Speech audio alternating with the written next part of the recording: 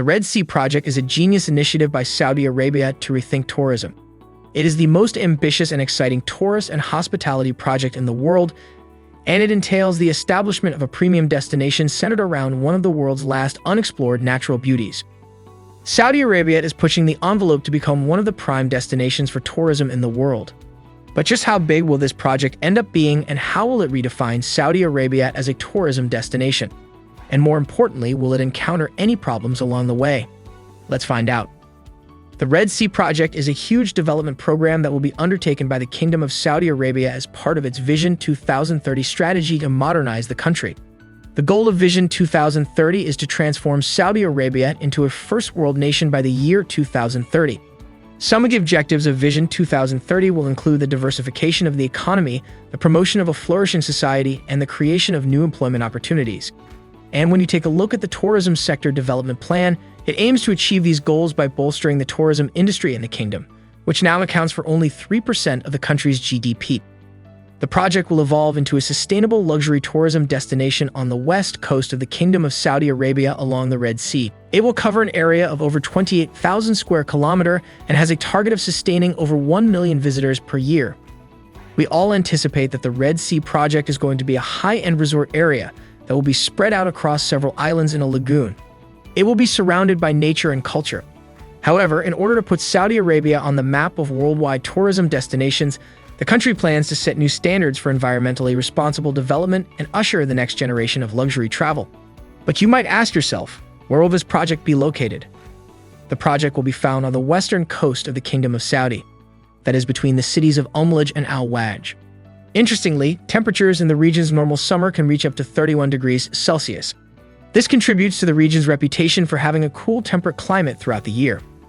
Nevertheless, the Red Sea is one of the few unspoiled natural hidden gems left in the world, and it is envisioned as a destination for exceptional luxury resorts that will be spread across 50 natural islands that will be located in a lagoon that stretches along a breathtaking shoreline for 200 kilometers. The project will result in the formation of an archipelago that will be home to coral reefs that are safeguarded by the surrounding environment, mangroves, and a variety of marine animals that are on the verge of extinction, such as the hawksbill sea turtle.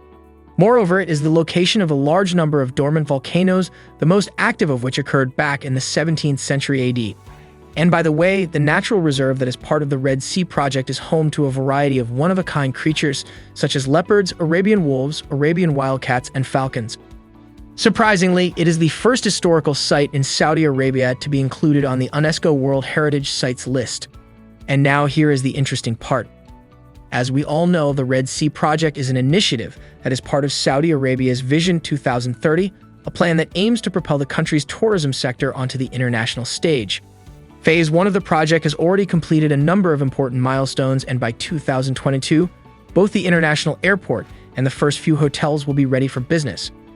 And by the end of 2023, each of the 16 hotels that are included in Phase 1 will have opened their doors to guests.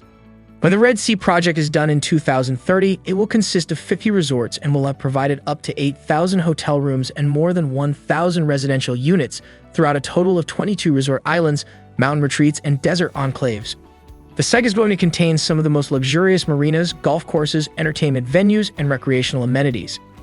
So far, we all know that the Red Sea Development Company is a closed joint stock company that was founded in 2018 and is wholly owned by the Public Investment Fund of Saudi Arabia. It's one of 3 giga-projects that were announced by HRH Crown Prince Mohammed bin Salman bin Abdulaziz Al Saud in 2017. As a group, the giga-projects will, in accordance with the objectives of Vision 2030, launch brand new economic subsectors, offer job opportunities, foster entrepreneurial activity, and advance economic growth. About 35,000 people will have been employed directly by the Red Sea Project by the time construction is finished. Additionally, the project will have supported an equal number of employment opportunities throughout the surrounding area by facilitating the growth of small businesses, entrepreneurial endeavors, and supporting industries. Interestingly, the Red Sea will serve as a focal point for the health movement and a symbol of a thriving, physically active, and creative civilization in the future. The resort will provide its visitors with an abundance of sunlight, beaches with beautiful white sand, and for those with a higher tolerance for risk, a range of ecotourism, historical, and cultural outings that may be enjoyed both on land and at sea. And as a result of the fact that the Red Sea is well recognized as having some of the best diving in the world, The resort will also offer other well-liked activities such as various types of water sports. By 2025, when the project is completed, they anticipate that it will welcome 1 million people yearly. The maximum number of visitors allowed each year was established so as to protect the local ecosystem and preserve the natural environment of the area. But how will they fulfill this lofty objective? Well, the newly demarcated semi-autonomous region will be governed by legislation that is on par with international standards. Additionally, citizens of the majority of nations will not be required to get a visa in order to enter the territory.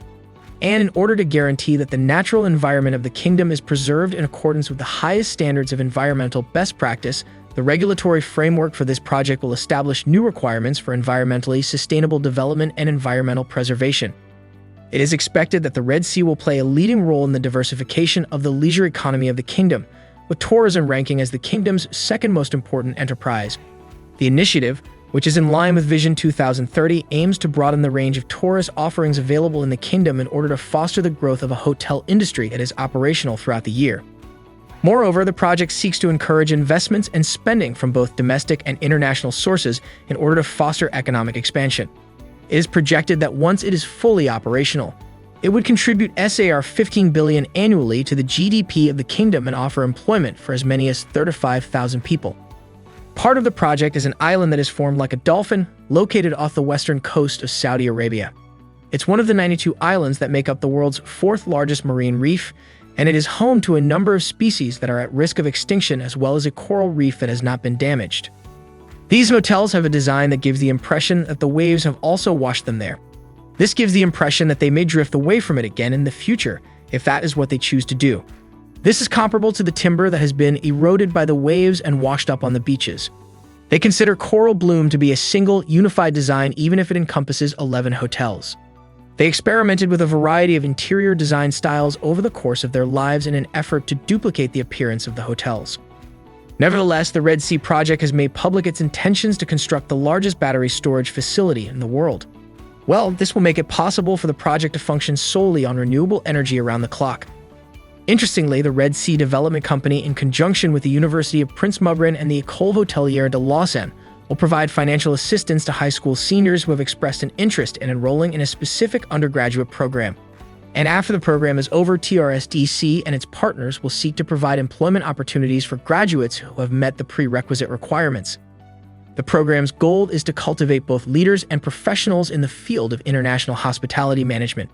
This is by providing a curriculum that combines academic knowledge with practical experiences that are based on hospitality standards both in Switzerland and throughout the world.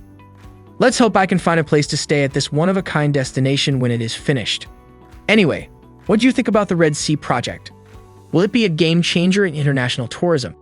We'll have to wait and see.